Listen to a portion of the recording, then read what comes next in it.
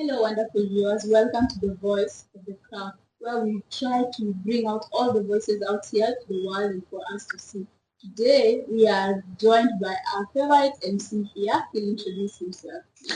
My name is Alex Button. Thank you so much for having me. As it has been mentioned, I double up as an MC, moderator, and also voiceover artist. In addition to this, I'd like to describe myself as a versatile freelance presenter. I think you can also do MCing for weddings, even corporate affairs. Mhm. You just mentioned, okay, we had a conversation earlier. You just mentioned that you ran away from weddings. Yes, for good reason. Weddings, some of the weddings, it's more of a cocktail mix of events. They definitely want the hype session during the weddings, and I do not regard myself as a hype man, especially where different cultures are involved. It is a demanding space, and you must wear your hype man hat for you to deliver at the end of the day. So that's the only reason I ran away from weddings. But if it pays enough, I might just well consider. Okay, we just started with the intro and all that. But let's just tell us the background to your journey to becoming an MC. It all started at Parklands Baptist Church, where I saw an opportunity, courtesy of one of our pastors, Pastor Regan Akaliche. And the initial idea was to perform a spoken word piece. And then it ended up being an opportunity to also MC. I always remember the day because my understanding was an MC must be funny. So I wrote down 12 pieces in terms of jokes. I ended up performing none of them. What I thought would never be funny, that is what made the audience really laugh and have a fantastic time.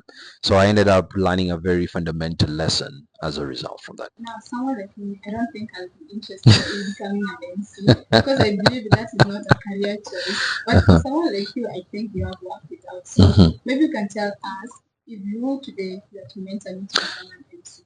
Tell us something that you can do. First of all, it helps when you have the interest or the passion. Now, over and above that, what I'd want to pretty much encourage you is to develop your courage piece. Because standing in front of 100 people, 200 people is very different from speaking to your best friend. So courage is very important. The second bit, be an active listener. It is important for you to read the room and at the same time get to understand what does my client require me to deliver at the end of the day. Once you marry these two items, that is the courage and active listening, you will be on your way to becoming one of the most excellent MCs. Okay, that's nice. And then is the some who believe that it's not a career choice as I mentioned. But Yes. you say that you must be funny. Is funny one of the skills that I must have to become an MC? That is an old age misconception that you must be funny for you to deliver. But you'll come to realize different events demand a different you. Maybe there are some corporate events that would not necessarily want you to be sarcastic in your delivery and remarks, whereas brand related events where different brands are launching different products, those ones might require you to crack a few jokes here and there. That's why you'll find within the industry there are different MCs who have found a niche for themselves.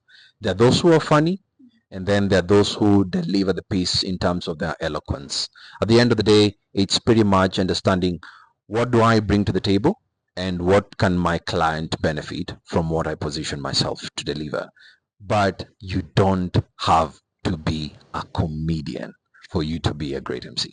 Okay, so not all of us can be comedians, and not all of us have to be MCs. Yes. And that also, maybe you can just give out a shout out to somebody out there who would want to be an MC. Not me personally, someone else now who would want to be an MC, or maybe do podcast or also.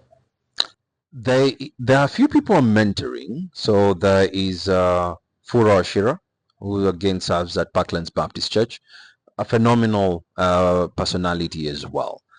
And one of the things that we definitely encourage people to do is the preparation. That really forms the pedestal of you delivering in the foreground. But over and above that, it is to observe the people who have gone ahead of you. I always like to reflect on the words of George Indirangu. He likes to say that people want to see a sample or some sort of prototype, and then they'll believe in terms of investing in you. So these are the people that I follow. Of course, there's Larry Madowo, who travels the entire world for a living, and some of the people that used to be there back in the days, people like Julie Gishuru, phenomenal personalities that get to encourage me along the way. Yeah. Thank you so much for your time and also for that advice that you've given somebody who wants to be an MC, or maybe someone who doesn't want to be an MC, but you'll be get encouraged throughout this conversation. Mhm. Thank you for having me. Wonderful viewers, as you have heard here from Alex, he is an MC and he also encourages us to be an MC. Also, we give a big shout out to the Parklands Baptist for having us here and all. Thank you so much and see you next.